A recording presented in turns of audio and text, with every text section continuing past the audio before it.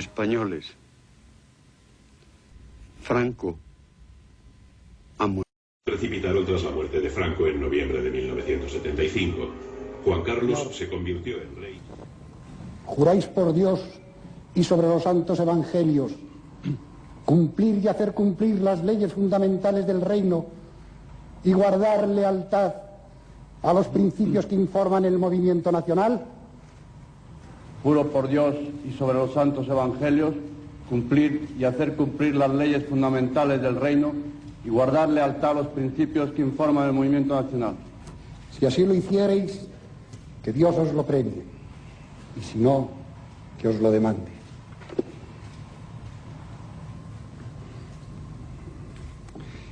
En nombre de las Cortes Españolas y del Consejo del Reino, manifestamos a la nación española que queda proclamado Rey de España don Juan Carlos de Borbón y Borbón, que reinará con el nombre de Juan Carlos I. Señores procuradores, señores consejeros, desde la emoción en el recuerdo a Franco, ¡viva el rey! ¡Viva! ¡Viva España! ¡Viva!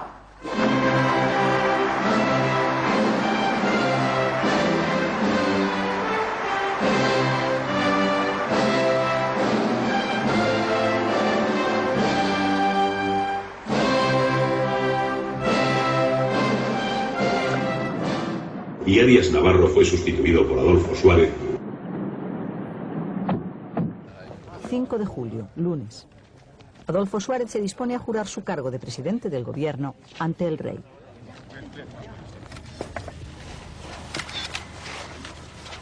Juro desempeñar el cargo de presidente del gobierno con absoluta lealtad al rey y estricta fidelidad a los principios del movimiento nacional y leyes fundamentales del reino, así como guardar secreto de las deliberaciones de los consejos de ministros.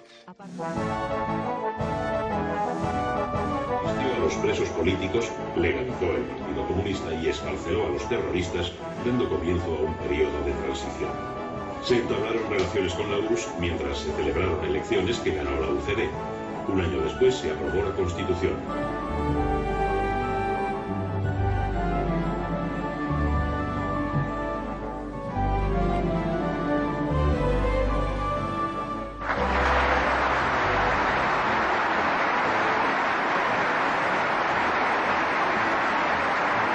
El 27 de diciembre de 1978, en un acto solemne ante las Cortes, llega la Constitución. Con ella se recoge la aspiración de la corona de que la voluntad de nuestro pueblo quedara rotundamente expresada. Y en consecuencia, al ser una Constitución de todos y para todos, es también la Constitución del Rey de todos los españoles. Los reyes de España hicieron su primera visita oficial al País Vasco. Don Juan Carlos y doña Sofía, acompañados por el príncipe Felipe, visitaron la zona industrial y portuaria de Bilbao y se reunieron en Ajuria Enea con el Lehendakari Carlos Garaikoetxea. La visita se desarrolló entre el 3 y el 5 de febrero, en un momento de máxima actividad terrorista, y tuvo como acto central la visita de los soberanos a la Casa de Juntas de Berlín. Precisamente la presencia de los reyes en el histórico recinto marcó el viaje real cuando una veintena de parlamentarios y junteros de Herri Batasuna interrumpieron el discurso del monarca y entonaron el himno del soldado vasco.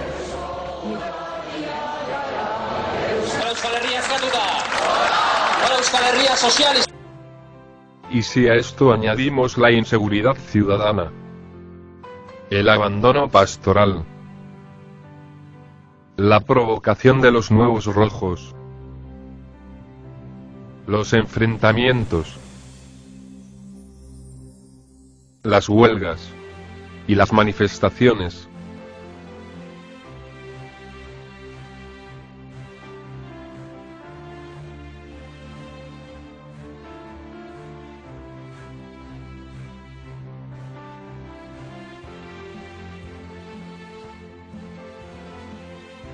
los atentados terroristas, las detenciones, la pornografía el mariconismo, el separatismo, la euforia marxista.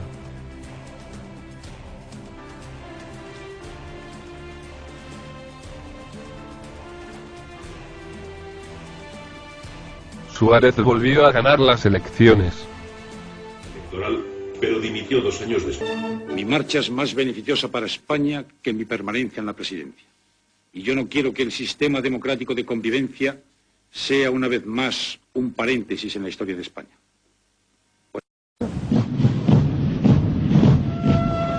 No. ¿Qué pasa?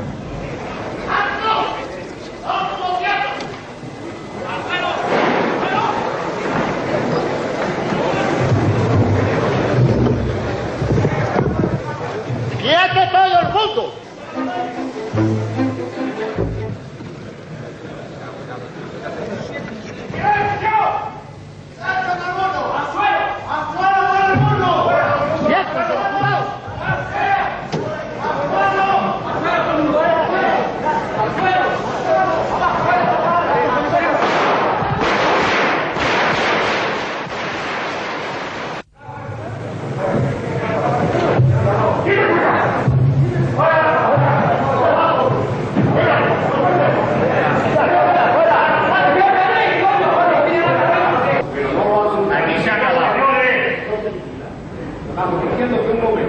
Efectivamente, cuando entró en el hemiciclo, el teniente coronel Tejero dijo: en nombre del rey, que no se mueva nadie.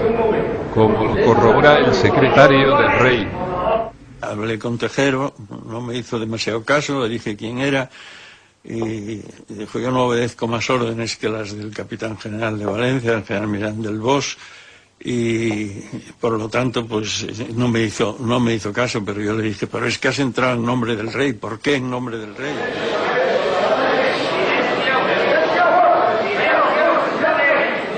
Estén tranquilos, no sé si esto será cuestión de un cuarto de hora, 20 minutos, media hora, me imagino que no más tiempo.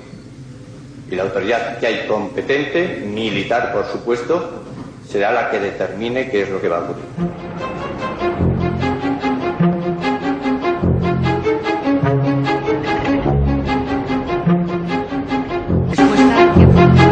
En estas imágenes se puede constatar la entrada en Palacio de las Cortes del General Armada.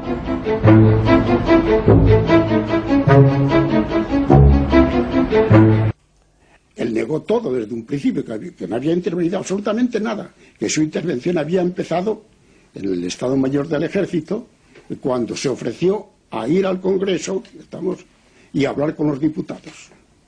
Pero resulta que ya llevaba la lista de gobierno en el bolsillo, o sea que esa estaba preparada de antes. Eso es una idea que yo no he desmentido muchas veces porque me da risa pensar que son tan ingenuos y tergiversan tanto las cosas como para decir una cosa semejante. Nunca existió ningún gobierno, aunque lo diga quien lo diga. Y a mí me dijo Tejero, y cogió el papel, y que cuando leyó los primeros nombres, vio que estaba Mújica y estaba Felipe González y Sol Lectura y unos cuantos así, se indignó, arrugó el papel y lo tiró así. Tarde, los militares toman también las instalaciones de Televisión Española y Radio Nacional. Los militares que ocupan despachos y pasillos en Prado del Rey obligan a Radio Nacional a emitir música militar y prohíben todos los informativos. La tensión es grande porque nadie sabe lo que está pasando fuera. La llamada que recibe después de las 8 el director general Fernando Castedo del secretario general de la Casa del Rey, Sabino Fernández Campo, cambiará la situación. Mientras 2 equipos se dirigen hacia Zarzuela, las redacciones de Televisión Española y Radio Nacional se suman a una larga noche en la que todos estuvimos pendientes de la información.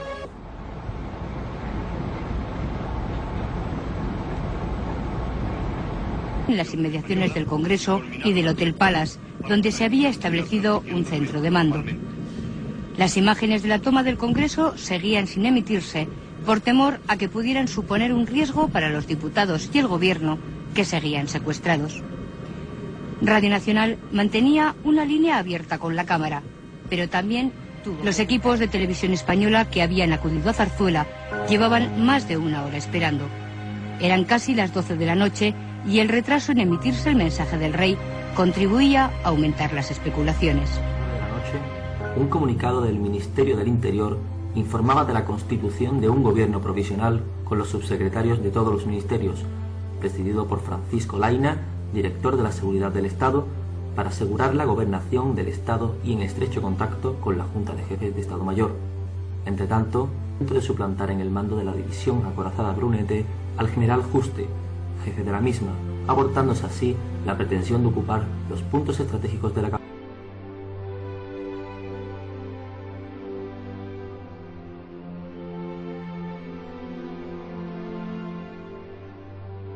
Y ciudadanos se concentraban.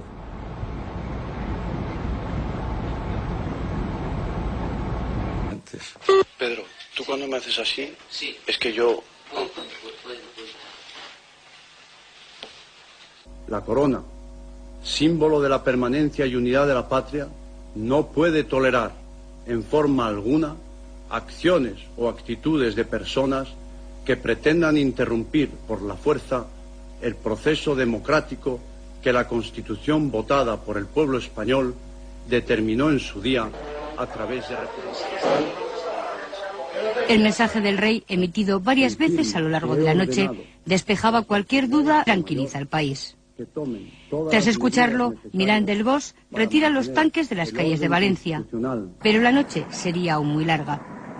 El comandante Pardo Zancada, con 15 vehículos de la Brunete, se une a Tejero. Tejero no admite la solución de Armada, pero en la madrugada sabe que se ha quedado. A las 10 de la mañana, Tejero deja salir a las diputadas. No queríamos salir, no queríamos salir. En un momento determinado yo les he dicho a los guardias civiles, hombre, si disparáis, si os ordenan disparar, apuntad al pecho. Y uno de ellos me ha dicho, yo ni a un gorrión tiro. Poco antes de la 1 saldrán también sus compañeros. La pesadilla había terminado. Tras las palabras del rey y tras una negativa de las demás militares a sucumbir al golpe de Estado, este llegaba a su fin, pues se rinde.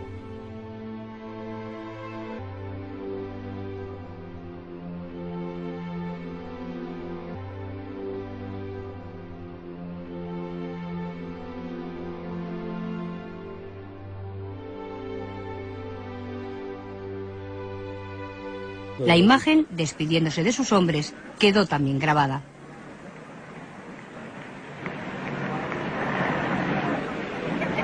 Hoy aquel día aprendí. Alguien hubiera realizado la propuesta de que aquello había que romperlo, el marco en el que en fin, se estaba desarrollando la vida social y política española, evidentemente nos habríamos opuesto de manera absoluta. No se pretendía una involución. El hacer nuestra fotografía surgió simplemente pues por tener un recuerdo de todos, para poderla mirar de vez en cuando. Nos vimos, lógicamente, viviendo juntos una convivencia que fue dura y fue difícil, tuvo sus momentos buenos y momentos menos buenos, y bueno, pues con ello de vez en cuando recordamos lo que fueron aquellos tiempos. En ella pues faltan el general Armada, el capitán Gómez Iglesias y el comandante Cortina, que en fin mantuvieron siempre pues una actitud mental e intelectual diferente a la nuestra y en fin se excluyeron de la fotografía.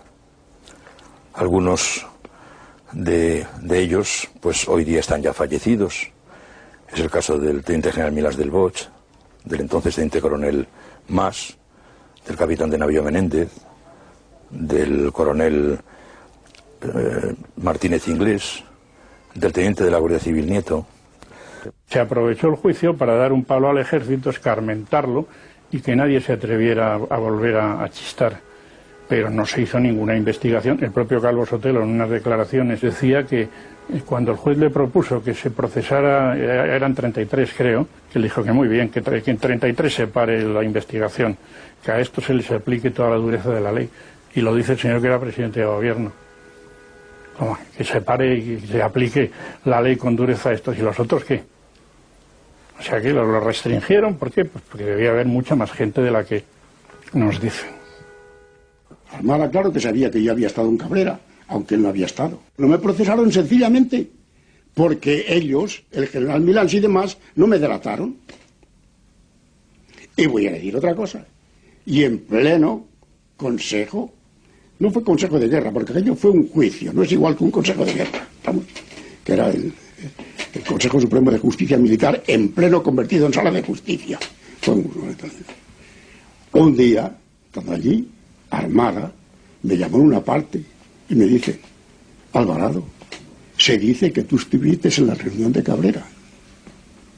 Y yo le dije: si lo sabes, denúnciame.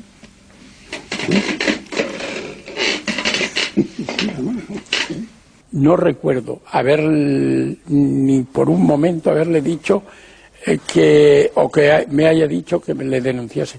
No lo recuerdo.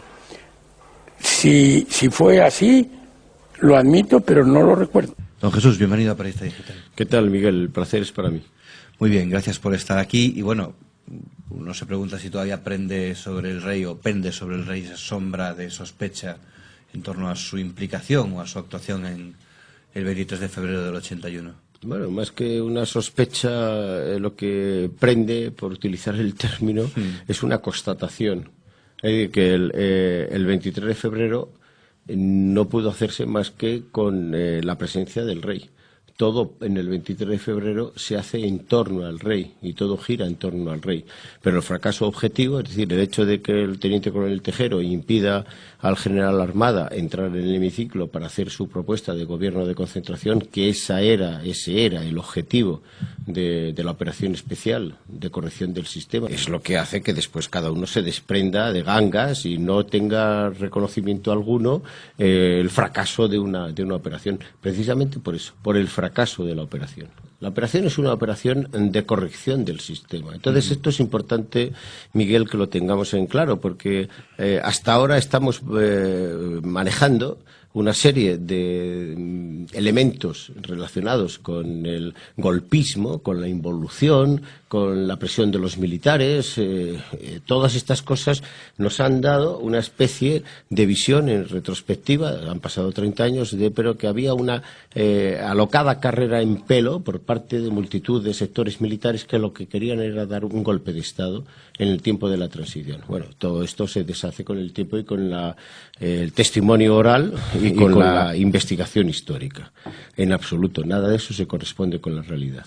El 23 de febrero fue una operación de corrección del sistema y se tejió para eso una operación desde las mismas entrañas del sistema para hacer una operación de redondeo de la transición política y de la democracia como tal. Vamos a ver, ¿en qué situación estamos en aquel tiempo? El presidente Suárez había renunciado a los usos y modos del Parlamento y por lo tanto, en ese aspecto también de la democracia, y se había refugiado en la Moncloa como un autista. El Partido Socialista ya había presentado en la primavera de 1980 una moción de censura y era el que más presionaba para la caída de Suárez.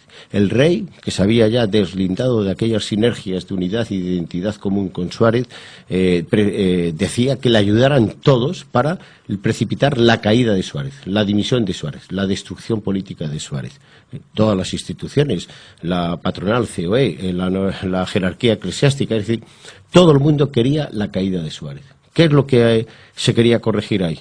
Usted dice, Miguel, el título 8º de la Constitución, la vertebración del Estado a través del sistema de las autonomías, del Estado de las autonomías, la neutralización del término nacionalidades que aparece en el artículo 2 de la Constitución, el cambio absoluto de la ley electoral que primaba antidemocráticamente a los partidos nacionalistas como una prevalencia frente a los partidos nacionales,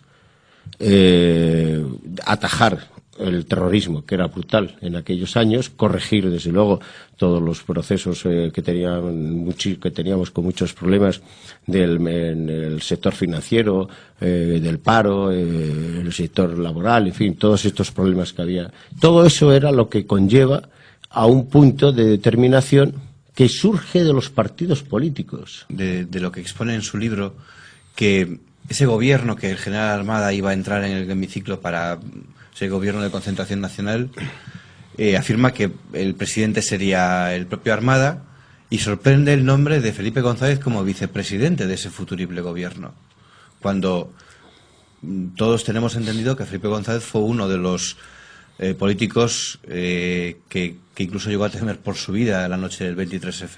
Bueno, todo esto es desde luego propaganda, o va más allá del el brazo de la propaganda, y todo esto son leyendas. En absoluto se corresponde en modo alguno con la realidad. Leyenda. Pero ni él, ni Santiago Carrillo, ni ningún otro líder que estaba en aquel tiempo con alguna representación en el mundo democrático, en el mundo institucional de España. No. Hay algo que es muy claro. El Partido Socialista quería cuanto antes llegar al poder. Felipe González lloró la tarde-noche del 3 de marzo de 1979 cuando pierde las elecciones con Adolfo Suárez. Y desde ese momento se rompe lo que se había dado entonces por llamar la concordia, la transición, el pacto, el consenso, todo lo que se definió a lo largo de la transición política. Luego, el Partido Socialista es uno de los que principalmente entiende, por sus deseos de alcanzar el poder cuanto antes, que ante el riesgo que se estaba difundiendo de que había muchos intentos de golpismo, de involución...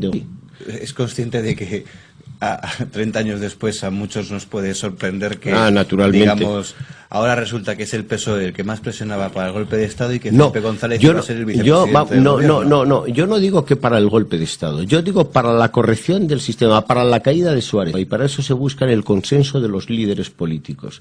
Y durante el otoño e invierno de 1980-81, ahí lo que se teje es un magma necesario, precisamente ante la amenaza de una especie de golpe de involución, de que es necesario una corrección del propio sistema. Y por eso aceptan la idea de un gobierno de concentración presidido por el general Armada.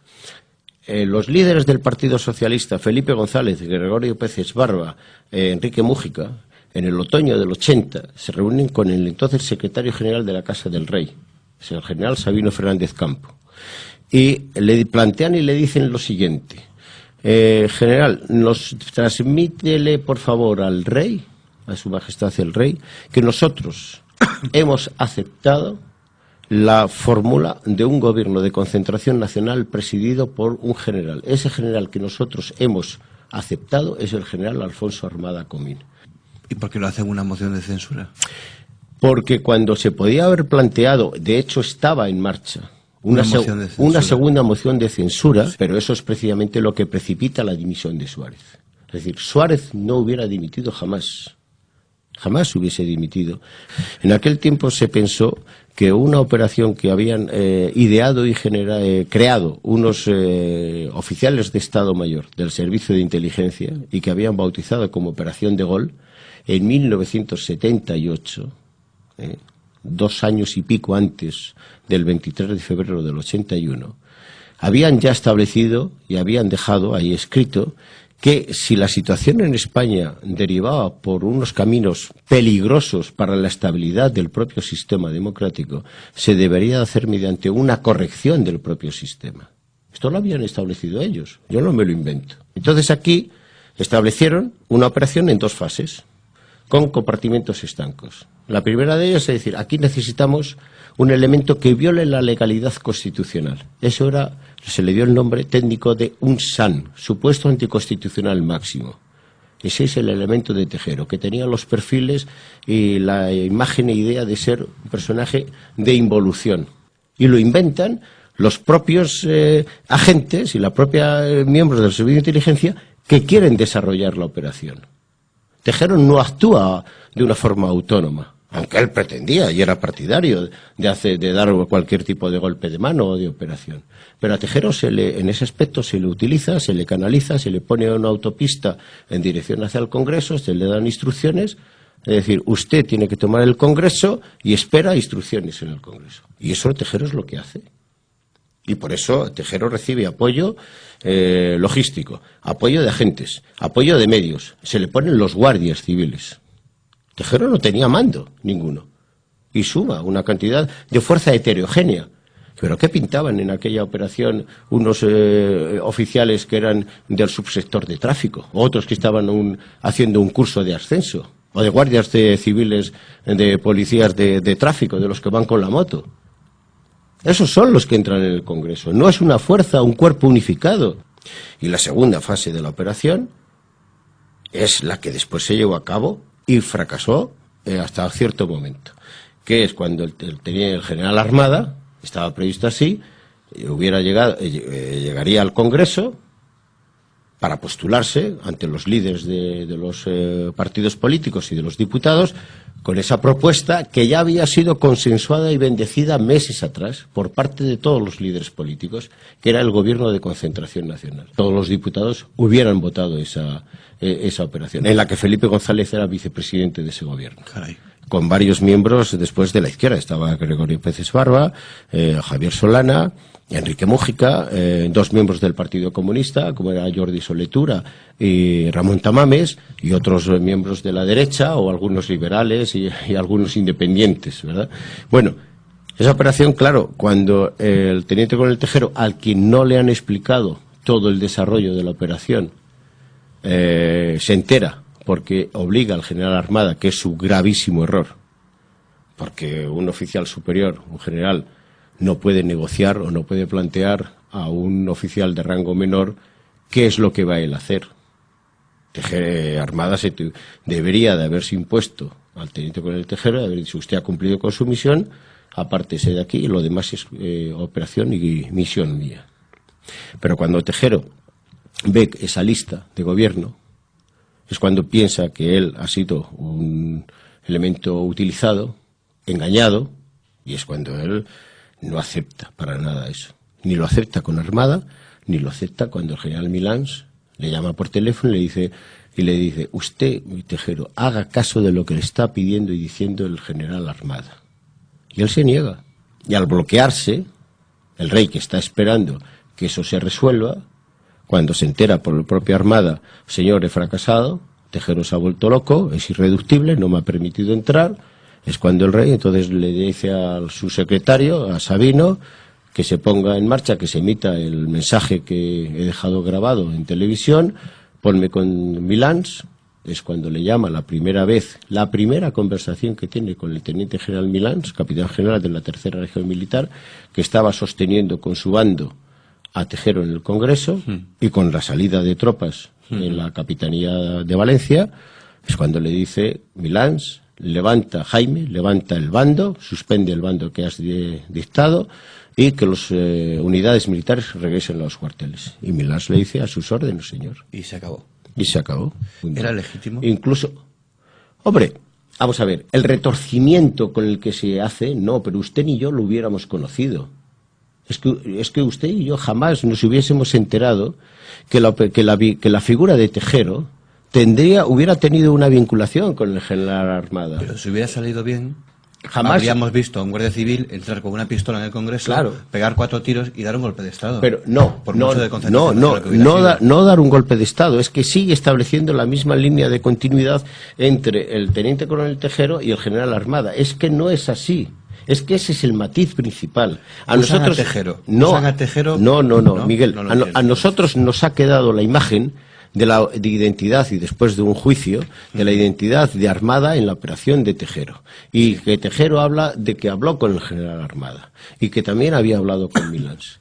Pero es que si hubiese salido adelante la operación tal y como estaba estructurada, el único que se hubiera quedado aislado como el elemento en el que había intervenido en un acto ilegal de violación de la legalidad constitucional era el teniente coronel Tejero. Aislado de todo lo demás. Claro, naturalmente, nunca se hubiese vinculado al general Armada con Tejero. Al general Armada se le hubiese vinculado como el salvador de la situación, es decir, si el general Armada hubiera conseguido salir adelante con ese gobierno de concentración que hubiera sido único en la historia de España, excepción hecha de los partidos nacionalistas, hubiera quedado como el salvador de la democracia al mismo nivel que quedó después el rey. Exactamente igual. ¿Por qué al rey no se le vincula con nada, teniendo no solamente conocimiento, sino permitiendo que se articulara esa operación, porque le dicen por la presión que se está ejerciendo de todos los lados: a mí dadmela hecha? A mí dadmela hecha. ¿Por qué? Porque se ponen cortapisas y frenos para que no llegue ninguna cuestión a que el rey pudiera haber tenido un conocimiento previo o tuvo demasiadas horas de dudas o vacilaciones hasta decidirse. Entonces se queda cortocircuitado el asunto, el general Armada, que como es perdedor, allá con su suerte. Y porque queda como el mayor traidor de todos. ¿Cómo se va a presentar el general Armada con una lista de gobierno, que naturalmente él niega, para ser votado presidente de gobierno, si eso no está consensuado previamente? Claro. ¿Por qué el Sabino Fernández Campo le dice a Armada, Alfonso, como amigo te digo que no vayas al Congreso, cuando tiene ya la anuencia, el consenso y el apoyo de todos para resolver la situación? Y le dice a Armada, te equivocas, los socialistas me votan. Naturalmente, pues todo está. ¿Pero por qué? Cuando fracasa, cada uno a resolver su situación como pueda, a salvarse como pueda, y los líderes de los partidos políticos se ponen detrás, mirando de reojo, volviendo la cara a otro lado, que no les toque tampoco en la nariz ningún asunto, de golpe que venga de, en fin, tufo de ninguna especie, y se ponen detrás de una pancarta con la leyenda democracia sí, dictadura no.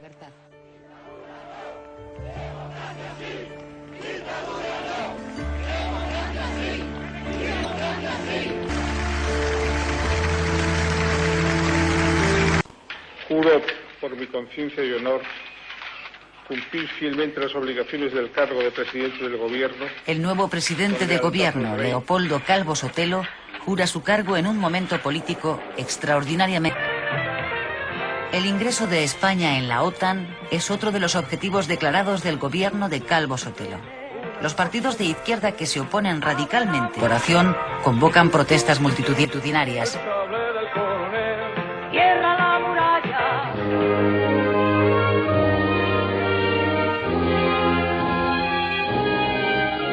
Pero el gobierno logra el respaldo del Parlamento y la incorporación de España a la OTAN es un hecho en mayo de 1982. Habéis recibido solemnemente a la bandera española y la habéis colocado entre las vuestras. La incorporación de España a la Alianza Atlántica, después de haber sido aprobada por nuestros parlamentos nacionales. El juicio contra los militares implicados en el intento del golpe de Estado reproduce el clima de grave tensión política del 23F. En una decisión histórica que afirma la supremacía del poder civil sobre el militar, el gobierno recurre ante el Tribunal Supremo la sentencia emitida por el Tribunal Militar. El Supremo aumenta la condena de los principales responsables del golpe. Armada, Tejero y Milans del Bosch fueron condenados a 30 años de cárcel. Su fracaso permitió que otras imágenes pusieran fin a esta intentona golpista, las del reconocimiento a quienes aquel día lucharon por la democracia.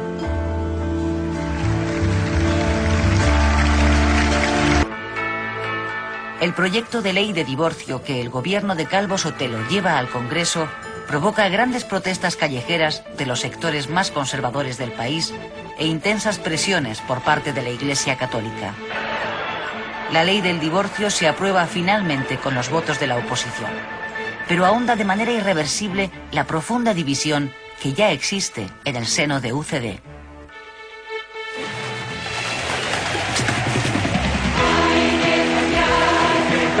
En las elecciones generales celebradas en octubre de 1982, el PSOE obtiene una aplastante mayoría. UCD, el partido que había pilotado la transición, queda prácticamente barrido del mapa político. Cabe decir con satisfacción que se han celebrado con limpieza las terceras elecciones generales. Y con ello quien gana, más que un partido concreto, es la democracia y el pueblo español.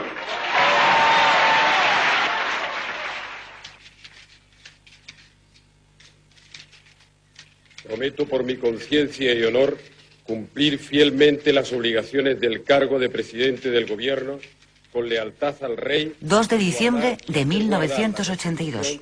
Por primera vez en 50 años, la izquierda vuelve al poder.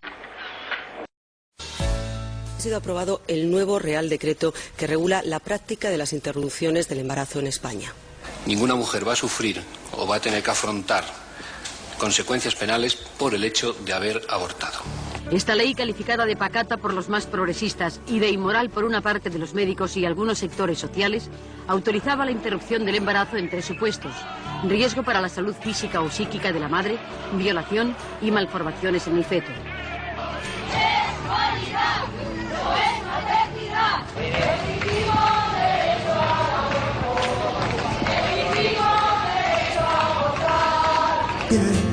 Racial haters, preachers always say España bebe, España se droga.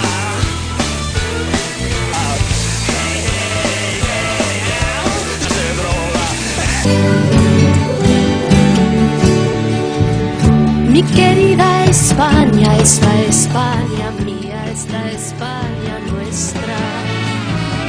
De las alas quietas, de las vendas negras.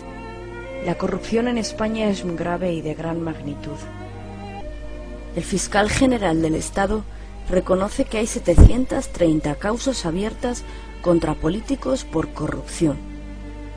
264 políticos del PSOE, 200 del PP, 43 de Coalición Canaria, 30 de CiU, 20 de Izquierda Unida, 24 del Partido Andalucista, 17 de GIL, 7 de Unión Mallorquina, 5 de Esquerra Republicana, 3 del BNG, 3 del PNV, 1 de ANV, 1 de EA.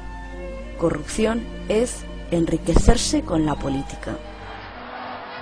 Pues ya lo ven todos ustedes, este es el ambiente de euforia y de fiesta que se vive aquí, junto a la sede del Partido Popular en la calle Génova. Lo han podido ver ustedes, ha salido ya el líder del Partido Popular, el presidente del PP, José María Aznar, que era lo que estaban pidiendo los cientos y cientos de simpatizantes y militantes del PP que llevan aquí.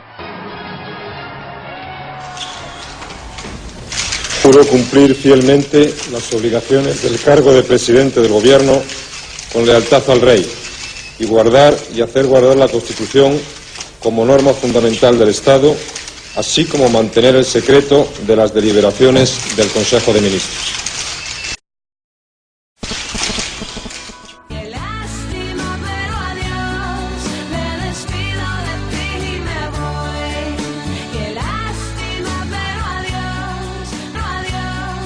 Nadie creía que España iba a estar hoy aquí participando activamente en el acto fundacional del euro, de la moneda única europea.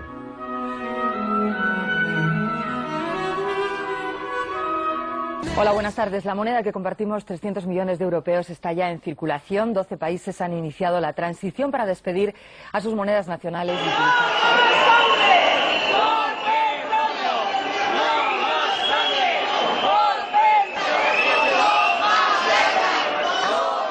Manifestación bajo el lema por la humanidad, por la paz, no a las guerras imperialistas, tropas fuera ya.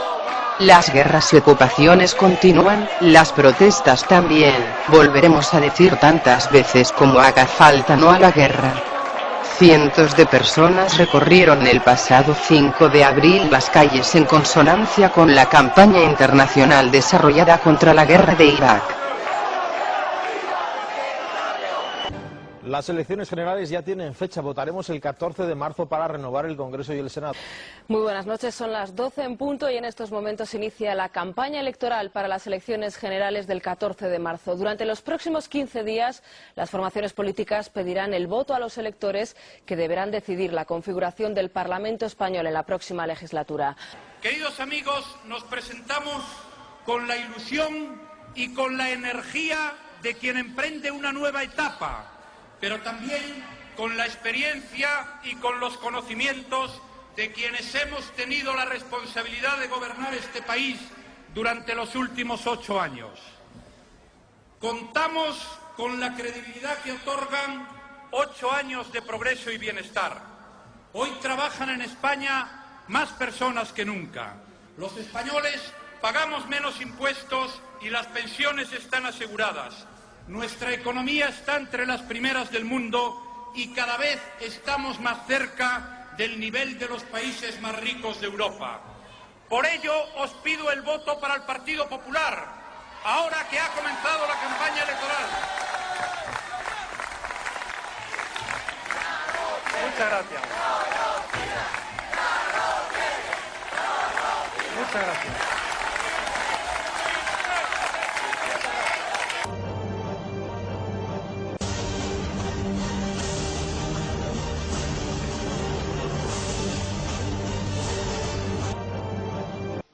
Imágenes del primer tren de la muerte recogidas por una cámara de seguridad de la estación.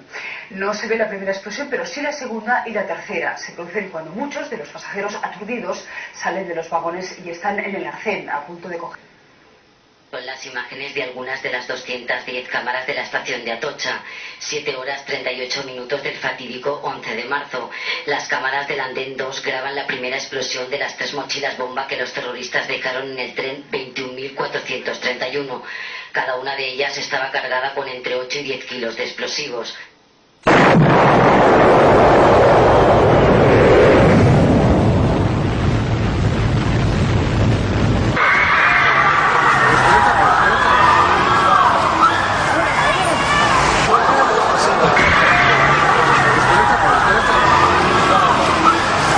Todo fuera, hay una bomba.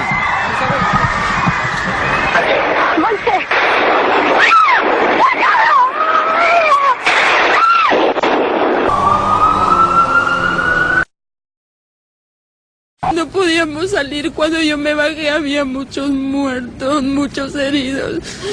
Era horrible. Ha estallado y nada, se han salido pues todo, pues la gente que decía coches de cabeza, piernas, manos, carnes por todos lados.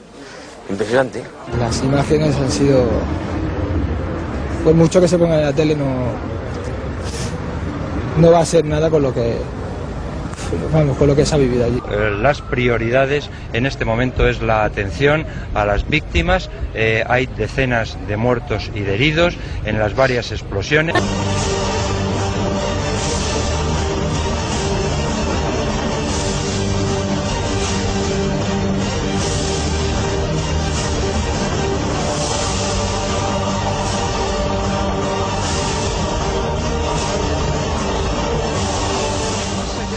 Aspecto que deba esclarecerse.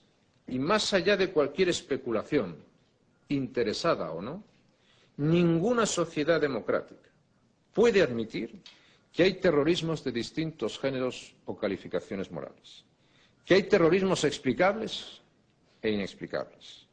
No hay matices, nunca lo ha habido, ni lo habrá en nuestra condena ni en nuestra determinación de combatir.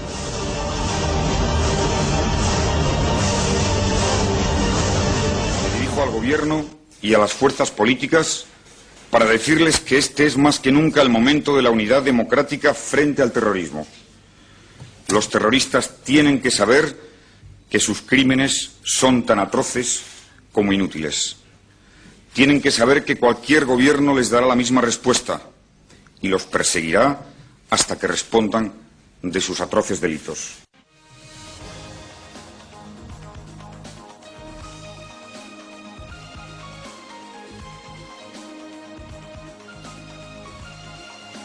Por favor, dejar hablar al presidente y luego lo celebramos.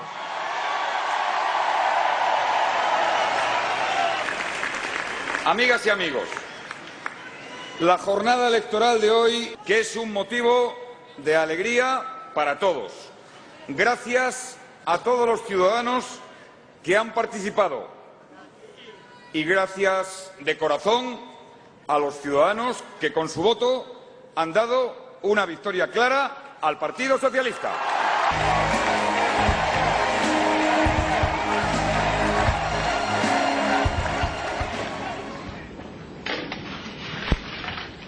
Prometo, por mi conciencia y honor, cumplir fielmente las obligaciones del cargo de presidente del Gobierno, con lealtad al Rey y guardar la Constitución como norma fundamental del Estado, así como mantener el secreto de las deliberaciones del Consejo de Ministros.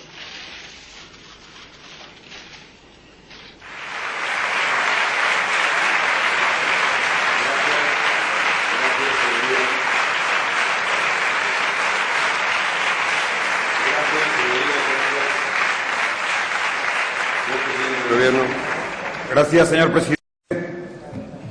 Hoy mi Gobierno somete definitivamente a la aprobación de la Cámara el proyecto de ley por el que se modifica el Código Civil en materia de derecho a contraer matrimonio, en estricto cumplimiento de un compromiso electoral ante la ciudadanía y ante la Cámara. Reconocemos hoy en España el derecho de las personas a contraer matrimonio con otras de su mismo sexo. A los homosexuales, que han soportado en carne propia el escarnio y la afrenta durante años, les pido que, al valor demostrado en la lucha por sus derechos, sumen ahora el ejemplo de la generosidad y expresen su alegría con respeto a todos.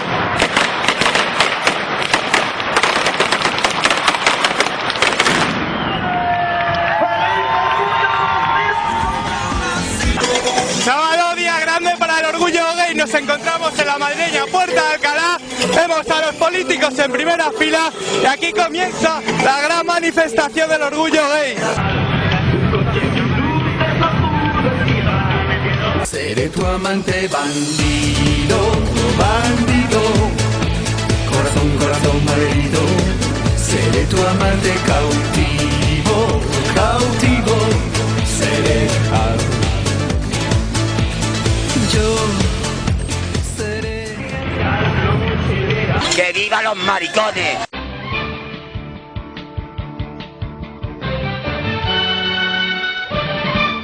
La asignatura Educación para la Ciudadanía y los Derechos Humanos fue impuesta a finales del año 2006 por el gobierno del presidente José Luis Rodríguez Zapatero como una asignatura obligatoria para los estudiantes de los últimos niveles de primaria y toda secundaria. La asignatura es rechazada por numerosos padres de familia españoles debido a que sus contenidos promueven temas como el laicismo, la ideología de género y las uniones homosexuales. Grupos civiles como la plataforma Hazte Oír y Profesionales por la Ética han desplegado campañas para que los padres de familia ejerzan su derecho a la objeción de conciencia y no permitan que sus hijos sean instruidos en esta asignatura. Para estos expertos, la asignatura ha sido diseñada por ideólogos del gobernante Partido Socialista Obrero Español, PSOE, para desterrar la religión de las escuelas y afecta directamente a la formación moral de los alumnos, que según la Constitución española corresponde únicamente a los padres. 84.000 euros. 43.000 euros. 55.000 euros. 30.000 euros. 43.000 euros. Son las cantidades que pagaron como entrada por unos pisos que nunca han llegado a construirse. Forman parte de la Asociación de Cooperativistas Afectados del Sureste de Madrid, una de tantas. Ellos son culpables, tendrán que responder. ¿Cuándo? No.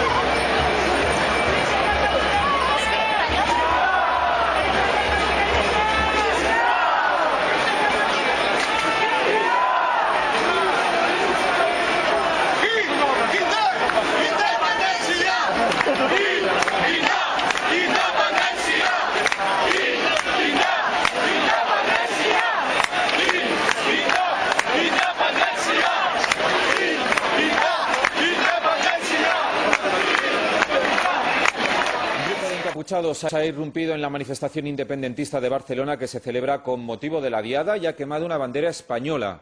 Los hechos han sucedido cuando la manifestación estaba avanzando en el paseo Lluís Companys en dirección al Parque de la Ciutadella, frente a la antigua sede de los juzgados de la capital catalana. Ha sido entonces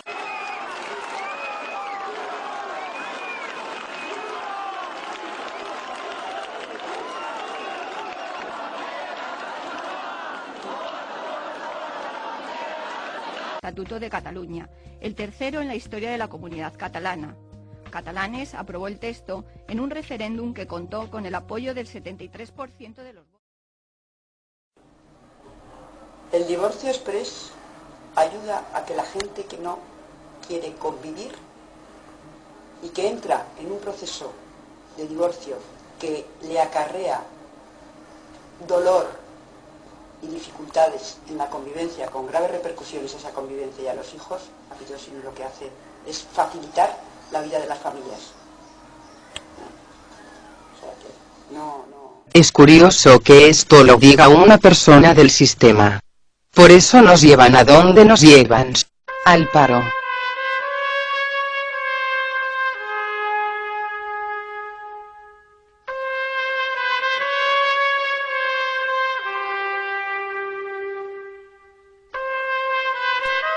Islamismo.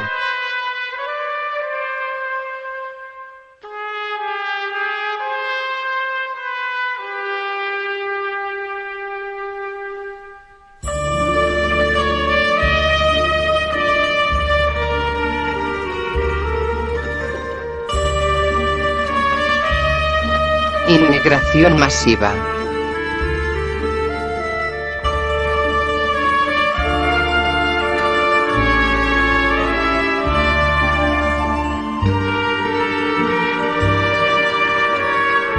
Mafias.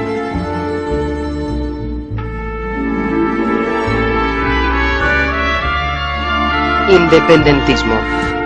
El problema de base de España como Estado es que debe tener la valentía de salir del armario.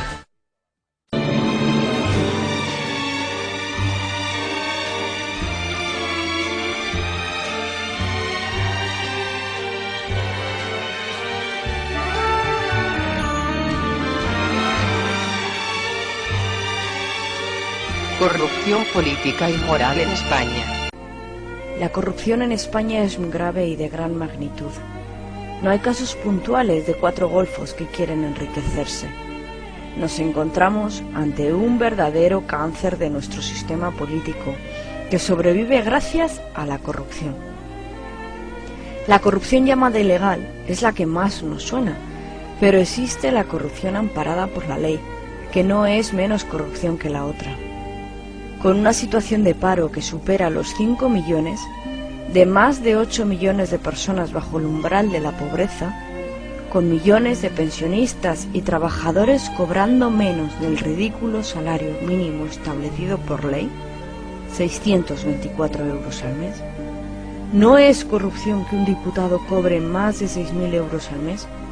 ¿No es indecente que cualquier trabajador tenga que cotizar 35 años para cobrar la pensión completa, mientras que un diputado con solo 11 años en el cargo tenga derecho a cobrar la pensión máxima de 2.500 euros al mes?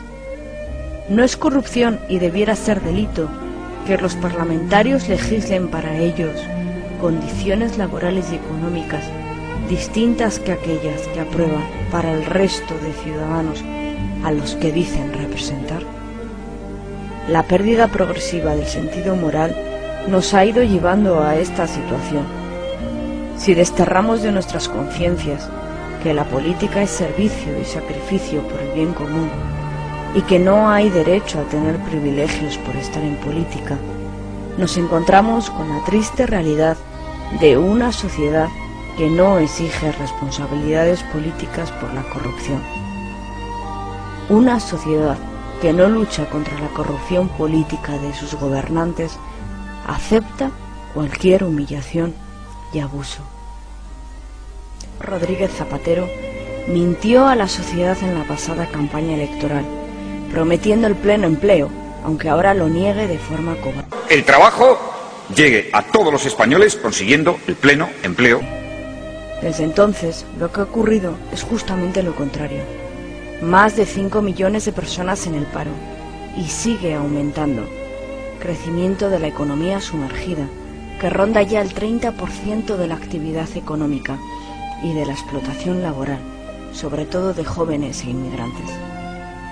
Zapatero ha manejado el dinero del pueblo regalando a la banca 236.000 millones de euros y se ha dedicado a dar subsidios a los parados para lavar su imagen y evitar una respuesta solidaria de los mismos. Como consecuencia, en las familias se vive un verdadero terror a perder el empleo, a no poder pagar la hipoteca, a que el banco se quede con la vivienda y los trabajadores se ven obligados a soportar cualquier explotación para conseguir o conservar el empleo. Mientras el paro destroza la vida de millones de personas y familias en España, el gobierno del PSOE de Zapatero mira para otro lado, sin reconocer su responsabilidad política en esta situación. Lo importante es que todos los españoles conozcan lo que hemos hecho en estos años. Los hechos y los datos. Hechos y datos que tenemos grabados a fuego en nuestra alma. Mientras crean mezquitas y fortalecen el Islam, el gobierno español borra las raíces cristianas, hace desplantes al Papa. Las leyes que quiere el Papa, no hagamos las leyes que quiere el Parlamento y los ciudadanos de este país. Para todos y con igualdad. Cierra basílicas como la del Valle de los Caídos en Madrid, obligando a los monjes benedictinos a celebrar la misa en plena calle.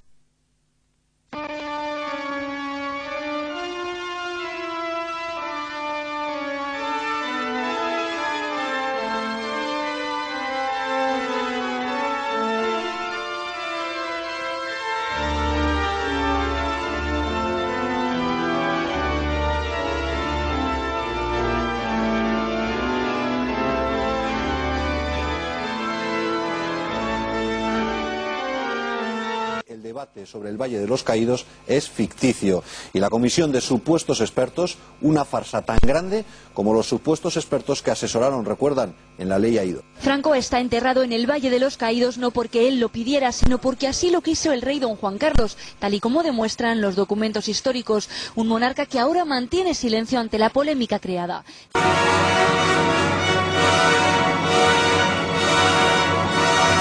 Por tanto, retorcimiento y odio acumulado hacia estas dos figuras señeras, han querido desenterrarlas, para fusilar de nuevo a José Antonio y a Franco si pudieran, aunque la verdadera razón y el motivo de tanto despropósito no es el cierre de la basílica y la exhumación de Franco, esos son pasos intermedios para llevar a cabo el más grande despropósito, que es lo que el senador Ana Sagasti nos confirma. A nosotros nos parece una vergüenza que 36 años después del fallecido dictador todavía sigamos con el Valle de los Caídos cuando en Berlín no existe un monumento a Hitler y cuando en Roma no existe un monumento a Mussolini, como en Lisboa no existe un monumento a Oliver Salazar, y que todavía haya que estar discutiéndolo. Yo creo que lo que tenía que hacer el gobierno era proceder de una vez por todas. Le recuerdo que creo que usted le conoció a Juan de Ajuriaguerra. Juan de Ajuriaguerra trabajó desgraciadamente a la fuerza en el Valle de los Caídos y decía que lo mejor que había que hacer con aquello era volarlo. Sí, sí. Pero ese sueño de la sinagoga de Satanás solo es un sueño. La enemistad de la antipatria atea contra la Iglesia es la contemporaneidad de Cristo Rey. El rostro misericordioso de Dios encarnándose revela al hombre el misterio de Dios como Padre. Hoy, los anticlericales y apátridas, se presenta como logos vestidos de pacifismo y tolerancia, pero son los mismos que el 36 fusilaron al corazón de Jesús. Lo más curioso es que los enemigos de Dios y de la patria, saben muy bien, que podrán ganar miles de batallas, pero, que no ganarán jamás la guerra, porque aunque incrédulos, en lo profundo de sus corazones, reconocen las palabras de Cristo. Yo estaré con vosotros hasta la consumación de los siglos. Cristo Rey, el grito de guerra que enciende la tierra.